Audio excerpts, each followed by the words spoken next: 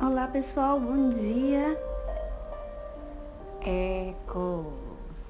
Estamos aqui novamente para dar continuidade ao nosso estudo do livro Dramas da Obsessão. Bem-vindos. Hoje, em vez de quarta-feira, hoje por situações várias, nós vamos fazer de quinta-feira. Então hoje é 23 de janeiro de 2020. Estamos em plena situação tensa, dramática do estudo, do livro, desse drama que está ocorrendo com esses irmãos judeus, tá? Uma situação assim, muito precária, porque eles ainda não foram condenados, mas estão lutando, vamos dizer assim, com esperança para a própria, vamos dizer assim, para conseguirem ficar vivos, para conseguirem se livrar daquela situação grave. Nós vamos lembrar que eles estavam lá na mansão dos Aboabes sem ajuda doméstica, porque todos desertaram, Vocês lembram? O que acontece? Eles adotam como funcionário dentro de casa João José e sua esposa, que fingiam ser judeus. E esses dois não eram judeus, eles eram espiões colocados ali pelo Azambuja, tá? E eram ciganos. Então, na verdade, eles não eram nem católicos e não eram nem, vamos dizer assim, hebreus mesmo, Então, eram mentiras, eles não eram, e nem árabes, como raça, Como raça não, como etnia. Não eram nem árabes, então eles eram só ciganos. E tinha recebido uma promessa de dinheiro muito grande do Frei Delbrando, acostumados a vagarem, a roubos, traições, enfim, eles viviam disso.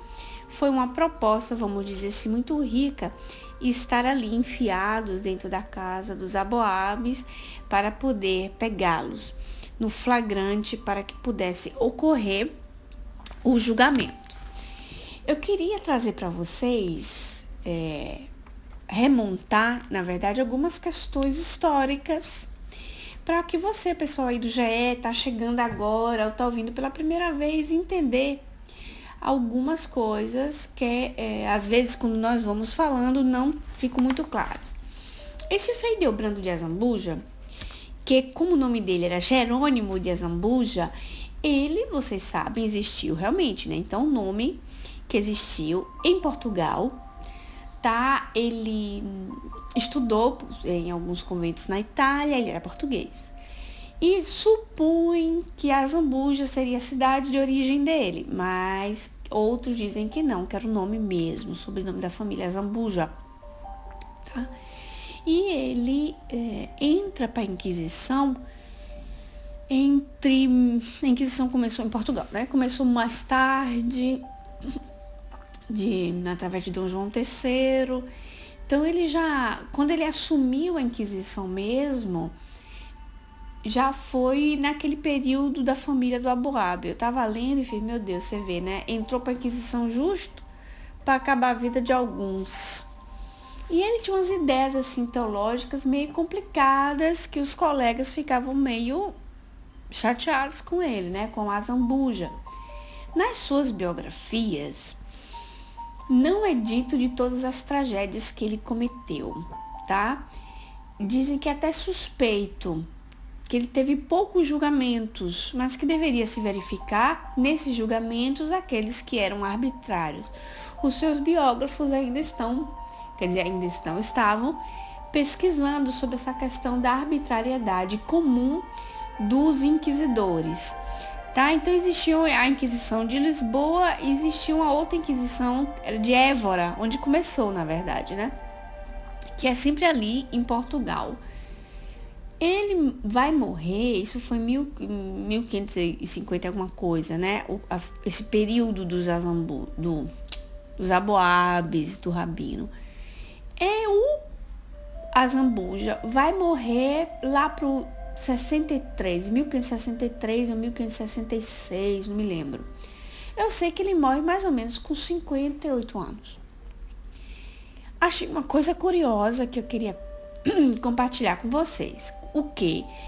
Que normalmente os inquisidores assumiam a Inquisição, eles não ficavam 10 ou 15 anos porque morriam. Olha só, que coisa interessante.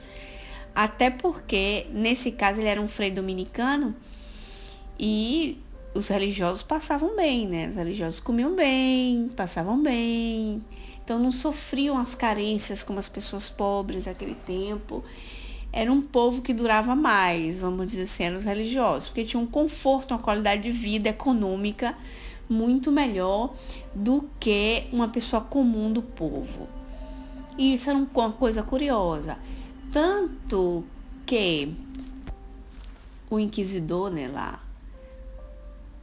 o Alquemado, que é o inquisidor que começa na Espanha, ele também morre rápido. Ele morre... A Inquisição continua, mas os inquisidores vão morrendo, né?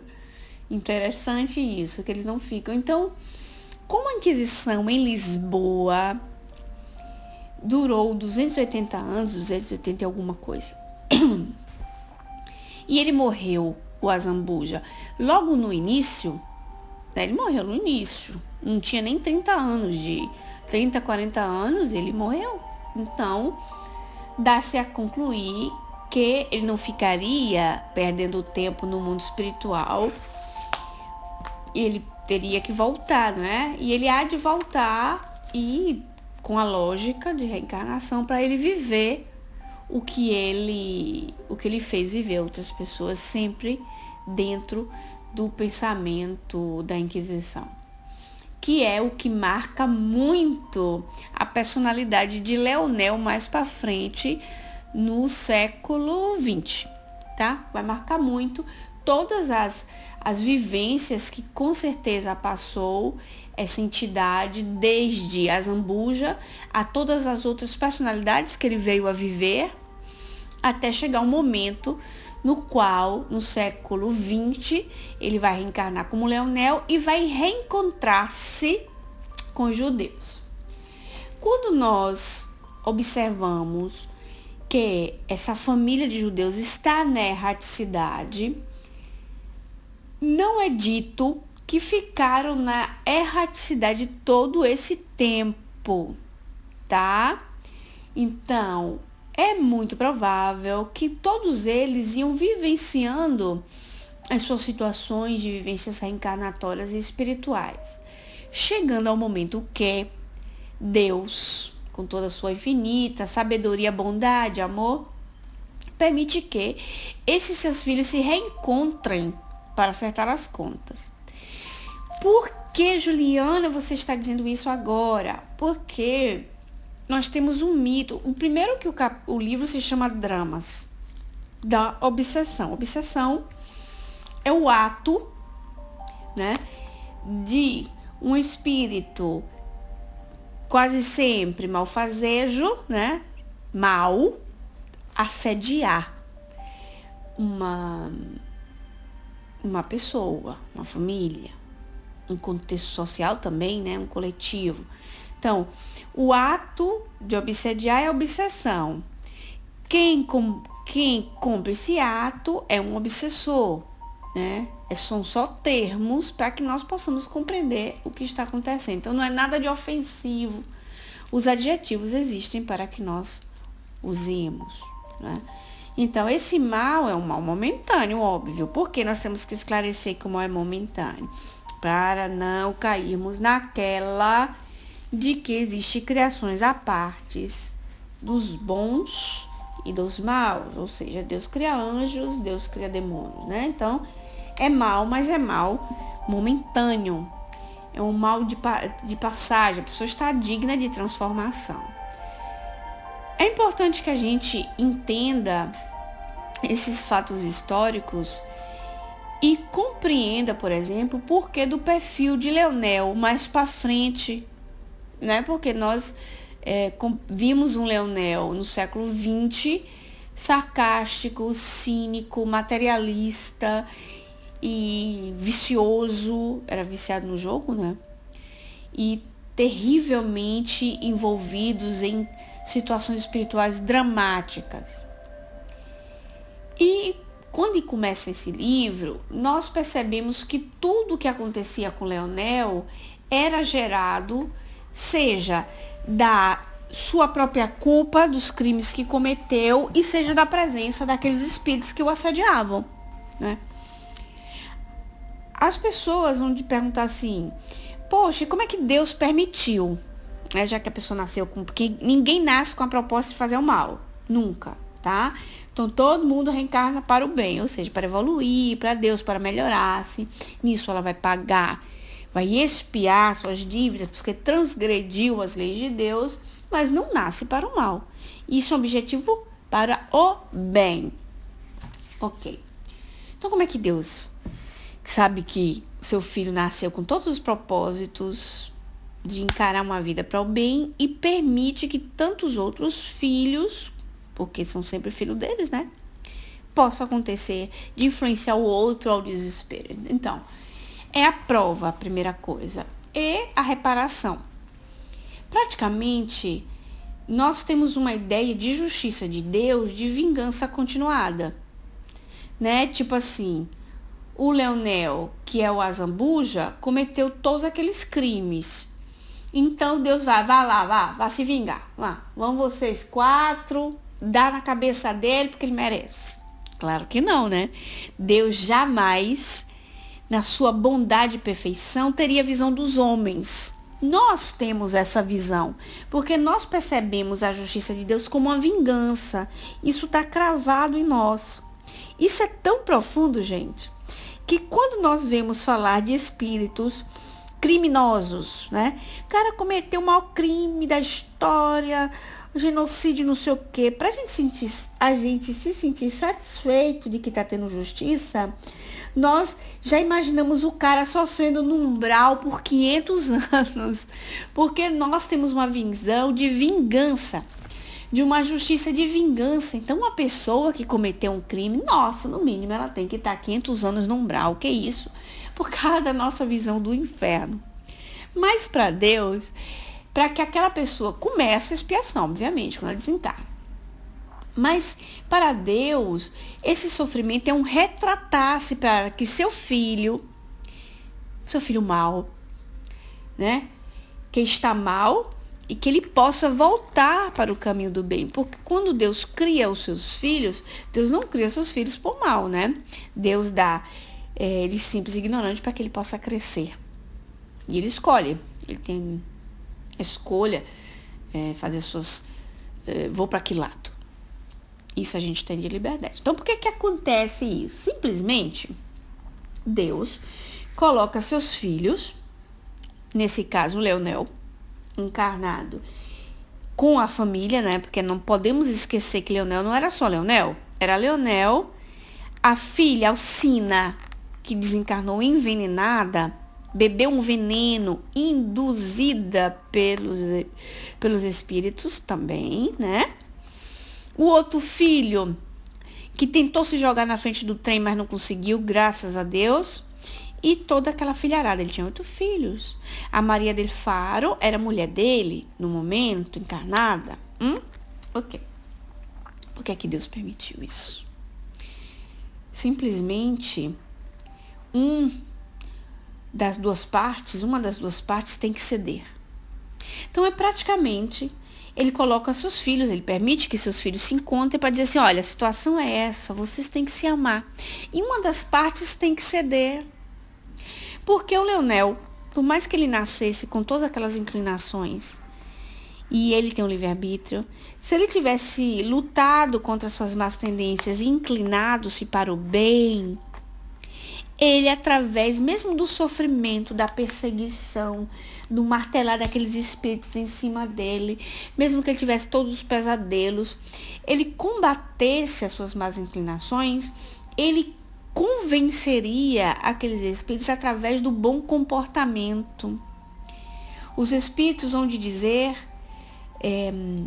na codificação espírita, que não tem bom comportamento, que não toca o coração, mesmo que ele não perceba. Então, por mais que ele tivesse que ficar na convivência desses perseguidores, vamos supor que ele não tivesse se suicidado. Vamos supor que Leonel, antigo Azambuja, tivesse tido todas as suas inclinações de má paixão, mas ele tivesse lutado contra ele mesmo e tivesse combatido. E ele tivesse feito tudo diferente para o bem. E ele chegasse numa idade veneranda, 95 anos de idade, sofrendo um diacho com esses espíritos, supondo, né? Então ele combateu. Ele naquela encarnação, combatendo a si mesmo e conversando através do bem, porque ele encontraria situações que despertaria ele para aquelas perseguições, e ele ia orar a Deus, ele ia se restabelecer para voltar para o caminho, né? E ele se predispôs para ajudar a quem ele prejudicou. Então, ele estaria se predispondo a um ressarcimento pelas vias do amor. E ele poderia, por exemplo, no seu comportamento límpido, purificado, dar o exemplo a esses espíritos que, de um certo modo, não poderia ter mais acesso a ele, mesmo que não quisessem, né? Porque o psiquismo dele mudou. A vibração, né, que a gente gosta de usar esse termo, a vibração dele mudou. Então, ele poderia entrar nesse abraçar as suas vítimas por um outro caminho. Então, vocês imaginem que o Leonel, mantendo-se em vida, todo comportado, todo honesto e se esforçando contra ele mesmo, ele poderia ter recebido esses mesmos espíritos como seus próprios netos e amá-los e receber até injúrias desses netos, pode ser, mas amá-los, cuidar, zelar, provar o que era se dedicar com amor, demonstrar um arrependimento sincero. É por isso que ele estava junto com esses irmãos obsessores, para que uma das partes tivessem que ceder. Mas, no caso deles, que eles estavam extremamente lesionados, porque estavam mesmo, né? Vendo um comportamento cínico, sarcástico, falso, ateu e de tudo que foi a mais, era natural que eles ficassem ainda com mais implicância, né? Assim, implicância, gente, é própria uma palavra generosa, né? Mas vamos dizer que ele tivesse mais implicância com o Leonel por não demonstrar nenhuma mudança. Mas a gente continua falando disso no nosso próximo áudio. Eu começo o nosso segundo áudio com uma leitura, porque eu acho, né, que toca o nosso coração. E que vocês vão gostar. Acho que vocês vão gostar. Por quê? Porque esse livro, ele é muito dramático, ele é dolorido, né? E a gente nunca sabe de que lado está. Então, antes de voltar no Dramas, eu queria completar o pensamento do último áudio, que é no capítulo 12 do Evangelho segundo o Espiritismo. Amai os vossos inimigos e os inimigos desencarnados.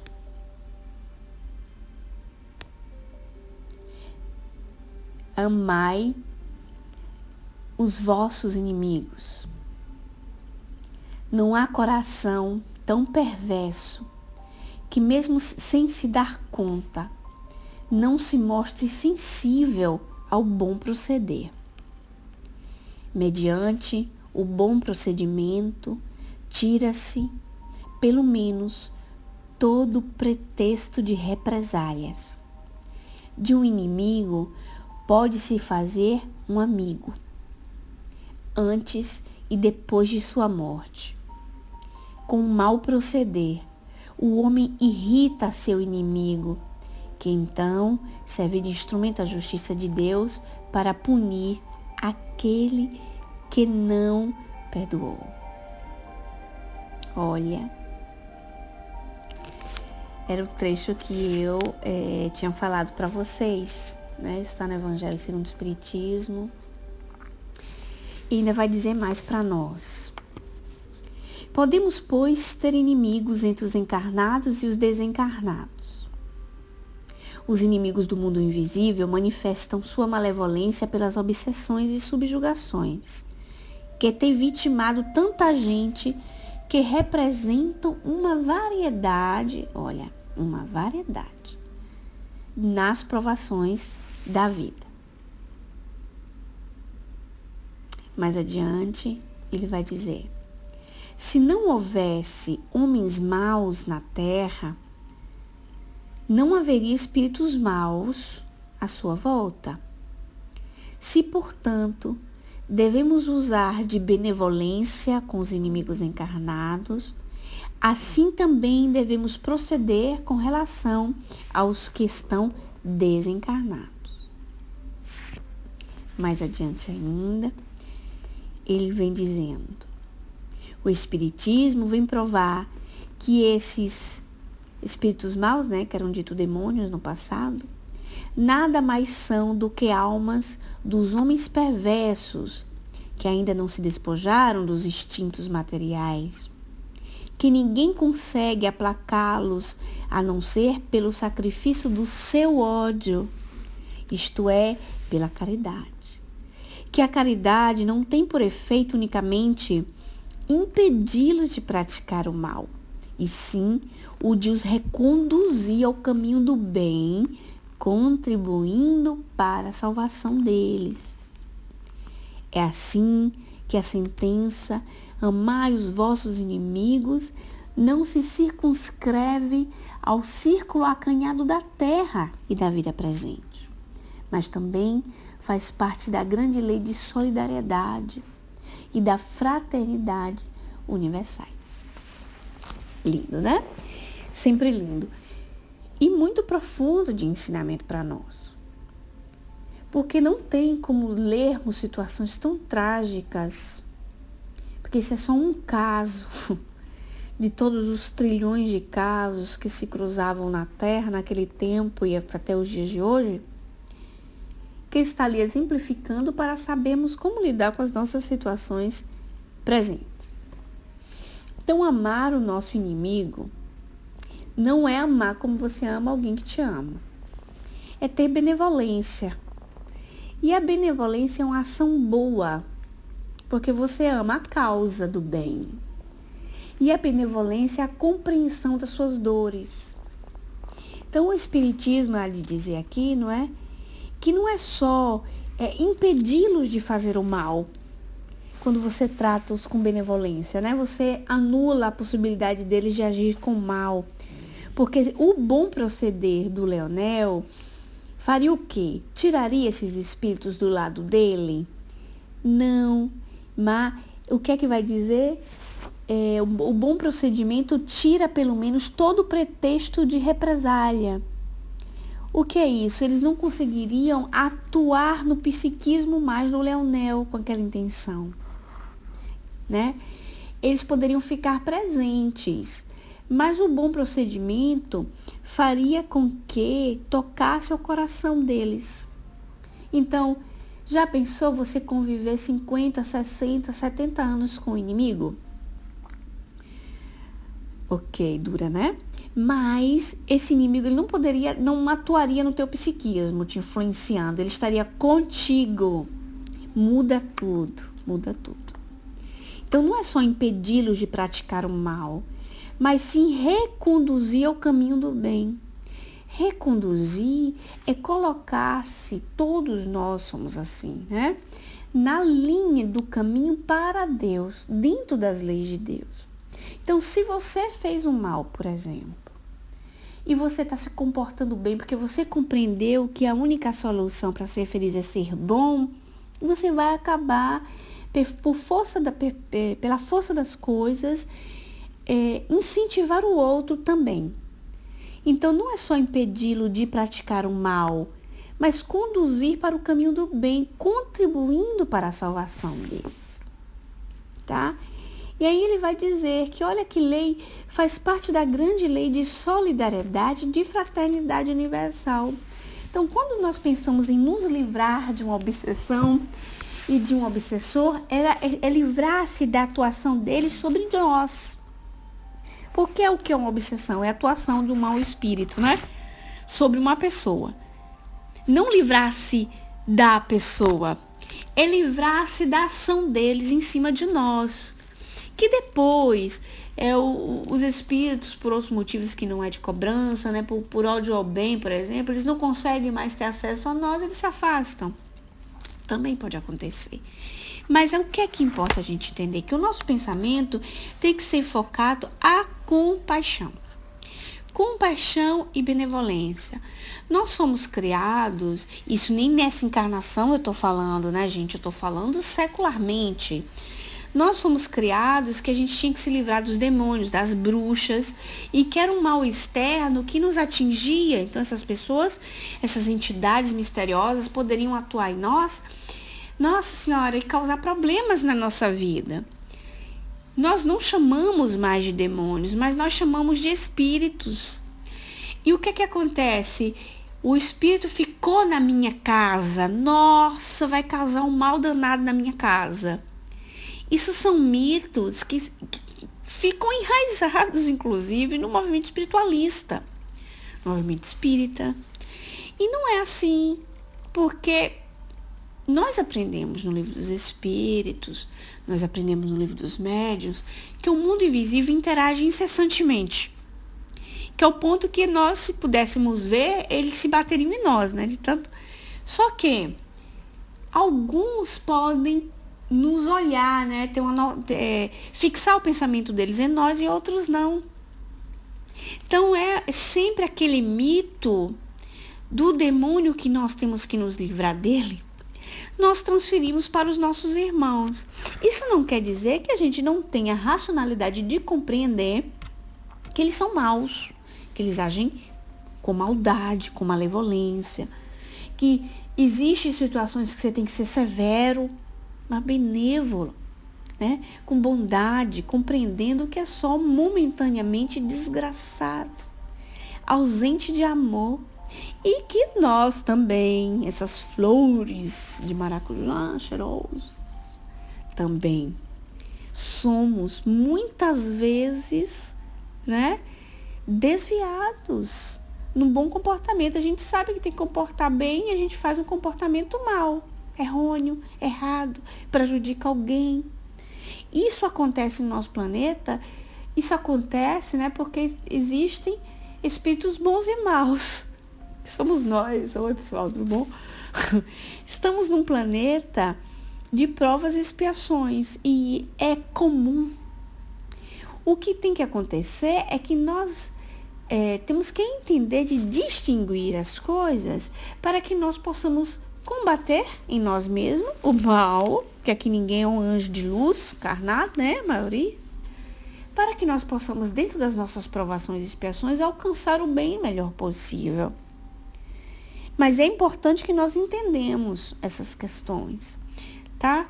Então, agora, vamos resgatar a questão da memória lá do Dramas da Obsessão para que nós possamos reconstruir as ações desses espíritos e encarnados, mas no próximo áudio para a gente não misturar o assunto. Pronto, nós aqui outra vez, quem lembra disso? Vamos lá. Nossa terceira parte, vamos resgatar os nossos personagens no tempo do século XVI. Estamos no século XVI agora, todo mundo voltou lá? Eu acharia ótimo que vocês fizessem pesquisas assim, ó, imagens de Portugal do século XVI. Aí vocês apertam lá no Google e vai aparecer, ou no Google, e vai aparecer lá a imagem, vocês ficam olhando assim, bucolicamente. Isso vai ajudar vocês na ideoplastia, para que vocês possam conhecer o período, é muito bom, tá? Então, o famoso João José tá lá espionando os pobrezinhos. Vamos lembrar quem é João José? O cigano contratado por Hildebrando para ficar na casa do rabino, né? Infiltrado, espião. O menino, o Joel, lembra que tinha fugido? Foi uma atitude precipitada deles, né? O menino fugiu com seu pajem, o velho Gabriel, foram presos. estavam sob julgamento. O Timóteo, o rabino, o pai, correu, pediu até ajuda a Maria do Faro de novo, no desespero, para poder livrar o menino. E nada, não deu condição, né? Ele fez errado, porque ele fugiu até com passaporte falso. Nossa. Aí ele pede ajuda para advogados, sempre judeus convertidos, para defender a causa do menino. Olha como são as coisas. Os próprios compatriotas, para aceitarem a defender a causa, pediam honorários e recompensas esconchantes, caríssimas, porque estavam correndo perigo. Então imagina, né? Você vai correr perigo, então tanto vale que você me dê mais dinheiro. O que é que tem a ver, né? Mas para vocês verem o quanto a matéria, o dinheiro, o poder, ela tem um peso enorme nas nossas decisões. Inclusive os próprios hebreus convertidos, hein? Frei Hildebrando e seus comparsas Fausto e Cosme exerciam pressões desesperadoras, como sempre, uma vez que feitio de tais caráteres era a crueldade contra indefesas vítimas que lhe caíssem nas mãos. Tá?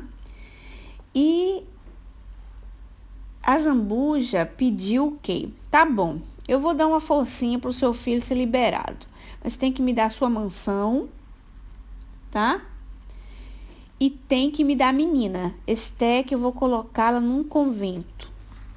Aí, Timóteo não aceitou dar a menina, nem contou para Esté que ele tinha proposto isso. Não aceitou dar a menina, mas aceitou dar a casa. Fausto e Cosme disseram que eles queriam toda a prataria da mansão. Tudo, cristais, objetos de arte, tudo. Lá se vai dar tudo que tinha dentro da casa para Fausto e Cosme. Olha o grau de religiosidade desse pessoal, né? Tinha entendido todos os objetivos. E ele foi dando tudo. Ele passou, o Timóteo, com a convivência, desde que a mulher dele morreu, vocês lembram? Sob os olhos malfazejos desse pessoal aí, desde então que a sua mulher foi julgada, que ele teve que se converter obrigatoriamente, 13 anos. 13 anos. Dura, né? Muito tempo. Muito tempo. E aí, doutor Bezerra nos conta aquilo que estavam dizendo sobre as questões das conversões, que as pessoas não se convertiam de coração, né? Era forçado e você não podia arrancar o credo de uma pessoa do coração. Como é que eles eram fiéis hebreus na prática deles e eles viam violentados através da morte, forçado a ser cristão? Ninguém ia de sã consciência, via de regra, que já tivesse uma certa intuição, converter-se de coração, né? Então ia ser tudo muita hipocrisia. Os hebreus convertidos, boa parte deles, detestavam, o cristianismo. Então, eles pegavam os abusos do clero para poder odiar o cristianismo e, de consequência, o pobre do pobre. Jesus tinha nada a ver com isso. Né? Então, eles tinham ódios com os cristãos, né? Ódio com os religiosos. Mas entre eles também tinham brigas. Eles sempre brigaram. Isso é uma coisa que for estudar a história das religiões, a história do judaísmo. Vocês vão ver que tinham facções que brigavam com facções. Isso é uma coisa sabida, tá? Muito antes do tempo de Jesus. Muito antes.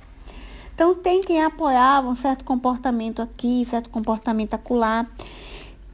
Por sinal, quando acontece a primeira Inquisição, que é 1490, talvez, ou 1480, alguma coisa, na Espanha, tá? Vocês vão ficar com a carinha assim, mais balançando que nunca. Vocês ficaram com saudade dessa frase minha, né? Porque o Alquemada, que começou com os reis católicos, tudo começa com os reis católicos da Espanha. Era um título famoso, viu? O Papa deu como reis católicos. Que era a Dona Isabel e o Henrique, se chamava, a bênção lá, não sei, me esqueci. Isabel a católica, né? Era Henrique, era o marido dela. Que estipula a Inquisição também, mas Isabel, sincera pela religião, mas ele, porque estava de olho no dinheiro, dos hebreus, e o pai dele, o rei anterior, devia dinheiro aos bancos dos judeus. Olha como foi que a coisa começou, viu? Não era por fé religiosa, não, porque achavam que o cristianismo era a melhor solução. Tinha a questão do dinheiro e neguinho estava querendo anular a dívida com os bancos, né? Dos bancários, banqueiros, judeus, do próprio pai, do rei, né? Que tinha se endividado. É aí que surge. Mas o Alquemada, que começa, né? Que ele também era religioso dominicano, diz que um dos maiores perversos e cruéis inquisidores. Minha gente, era descendente, ele por sua vez, de hebreus convertidos. Ou seja, ele estava perseguindo, matando, julgando a sua própria raça. Porque ele já era descendente de judeus convertidos. Quando na Espanha se convertia, para poder os filhos se salvarem, eles colocavam dentro dos próprios conventos para estudarem, né? E assim que surgiram muitos religiosos que perseguiam os próprios judeus. Quer dizer, de raça, o Alquemada era descendente de judeu. E outra coisa histórica para vocês aprenderem. Para ser considerado judeu hebreu, né? E não você ser um convertido, você tem que ser filho de uma mulher hebreia. Não um pai hebreu, por incrível que pareça. Tem que ser gerado dentro de uma barriga de uma hebreia, para que você seja considerado um hebreu. Então, se eu sou a parentela, para ter um peso dentro da religião hebreia, tem que começar da mãe, tá? Então, o bonito do Alquemada, ele perseguiu, destruiu e assassinou o seu próprio povo, porque de raça o era, né? E isso é uma coisa muito curiosa. Quanto eles, desde então, do período da Espanha, se voltavam contra o seu próprio povo, né? Então, eles, quando estavam nos sábados, tá? Que eles se reuniam nos sábados, que era o dia de se encontrarem, tinha essa, como é o nome, gente? Me esqueci. Na igreja deles, não. Me esqueci, tá? Perdoe. Eles se reuniam dentro de dessa antiga posto religioso, desse lugar religioso, escondido, né? De sábado, de noite, madrugada. E o José ficava ali, seguindo o rabino, porque era ele que ia ler, né? O Talmud, o Torá, era ele que fazia as leituras. Mas lá naquele momento, quando se reuniam, eles ficavam com tanto ódio e eles iam tramar no coração deles uma revolta.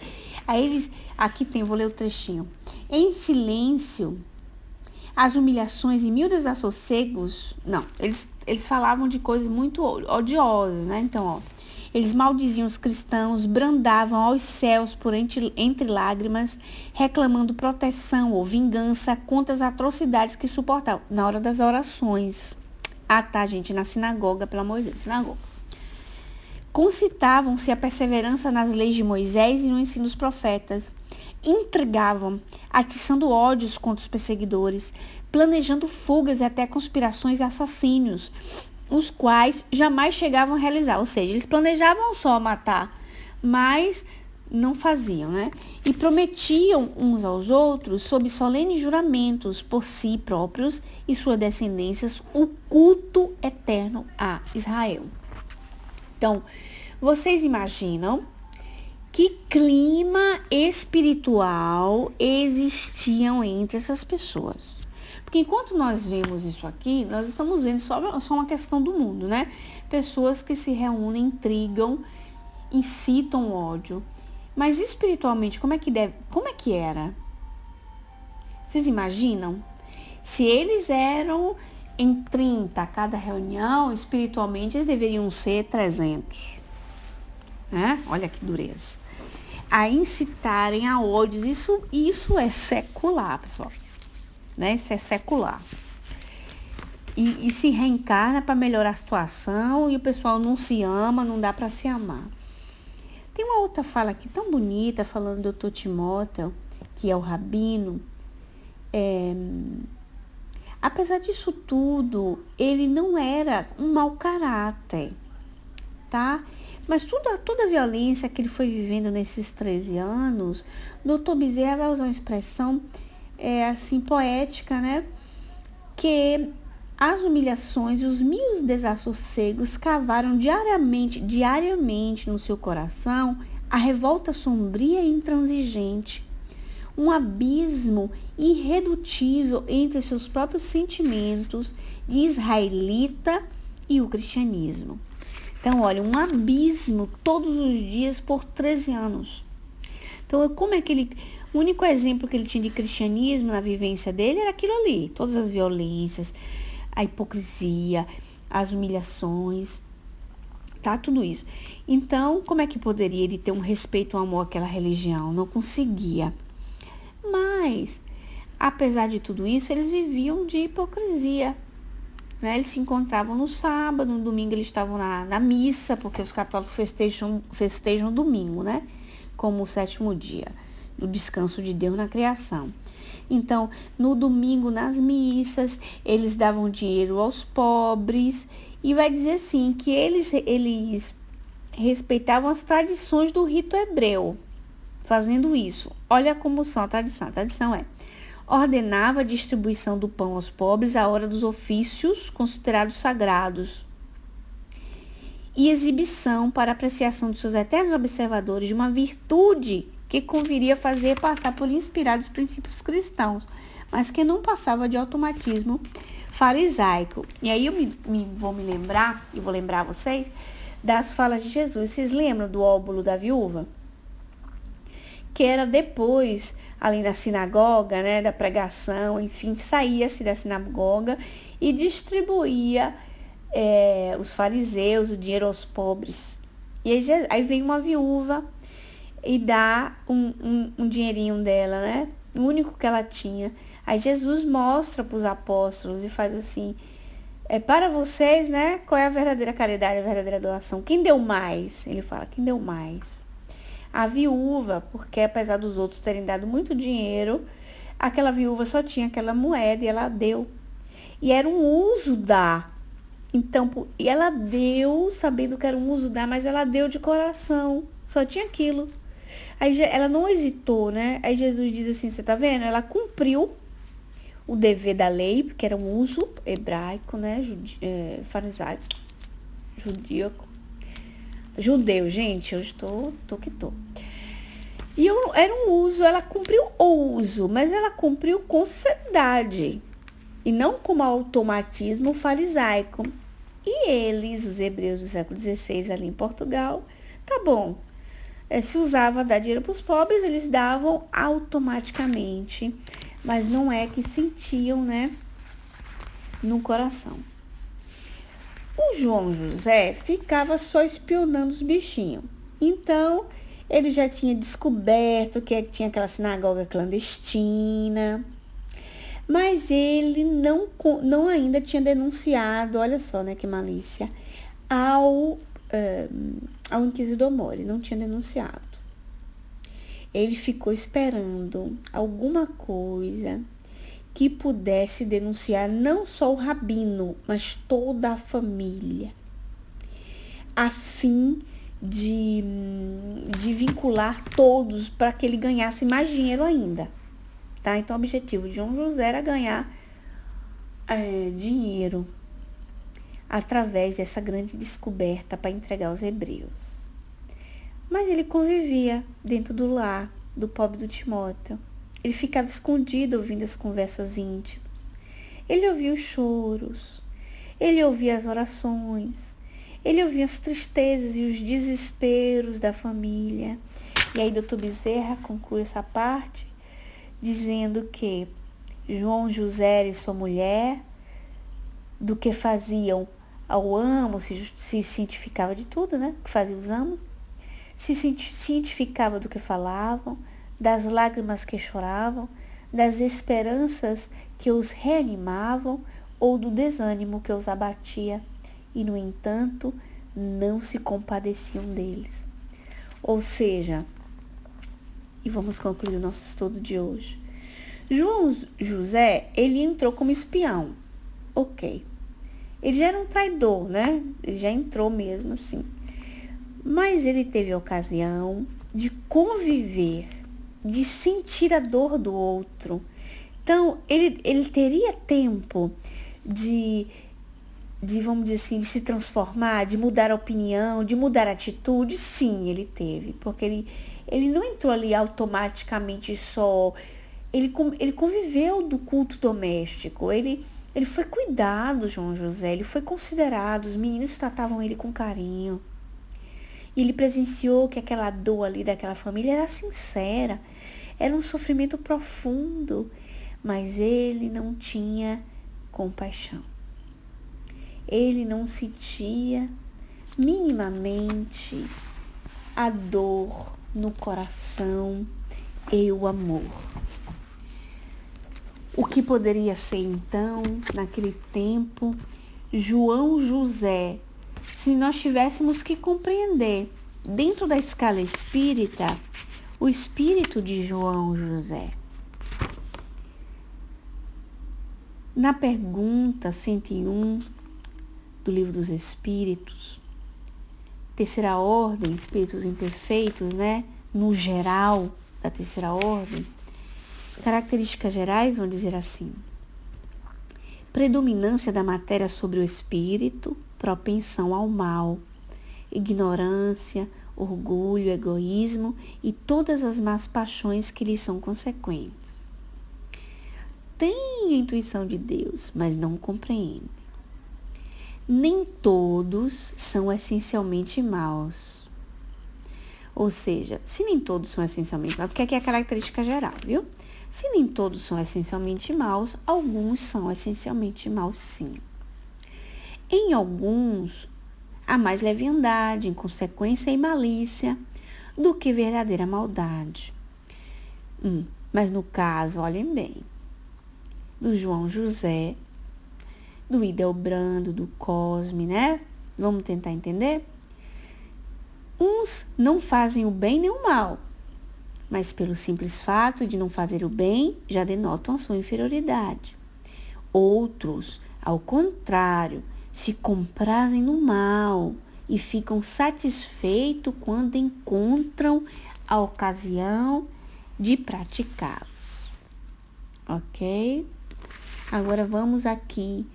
O primeiro que aparece na terceira classe, ou seja, o último da fila, é a 10ª classe, espíritos impuros. São inclinados ao mal, de que fazem o objeto de suas preocupações. Aqui espíritos, tá? Não encarnados ainda, estamos falando de espírito. Como espíritos, dão conselhos pérfidos, insuflam a discórdia, a desconfiança e se mascaram de todas as formas para melhor enganar. Apegam-se às pessoas de caráter bastante fraco para cederem às suas sugestões, a fim de induzi-las à perdição. Satisfeitos por poderem retardar-lhes o adiantamento, fazendo-os sucumbir nas provas que possam passar. Tá? Aqui os espíritos. Agora vamos imaginar assim, os espíritos impuros encarnam também, porque sendo filhos de Deus, eles têm que encarnar para crescerem para Deus, não é verdade? Então, vamos ver. Quando encarnados, tá escrito, hein? Vamos lá olhar. Quando encarnados, vírgula, os seres vivos que ele constituem, ou seja, um espírito impuro, encarnou, está num corpo carnal, está vivendo no mundo. Vamos lá. Quando encarnados, os seres vivos que eles constituem são inclinados a todos os vícios geradores das paixões vis e degradantes.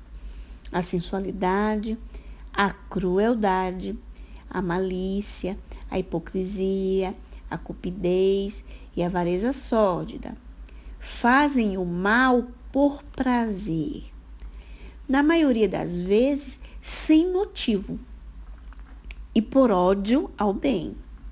Quase sempre escolhem suas vítimas entre as pessoas honestas. São flagelos da humanidade, seja qual for a categoria social a que pertençam. E o verniz da civilização não os livra dos opróbrio e da ignomia. Esses são os espíritos da 10ª classe, os espíritos impuros. Deixo essa reflexão aqui para vocês e é um convite, viu? Para nós falarmos lá no bate-papo, tá certo? Vocês que vão ouvir, vão pegar o evangelho e vão controlar lá o pedacinho que eu li, vão pegar o livro dos espíritos e vão estudar, tá bom? Um beijo a todos e até semana que vem com o retorno do livro Dramas da Obsessão. Tchau, pessoal!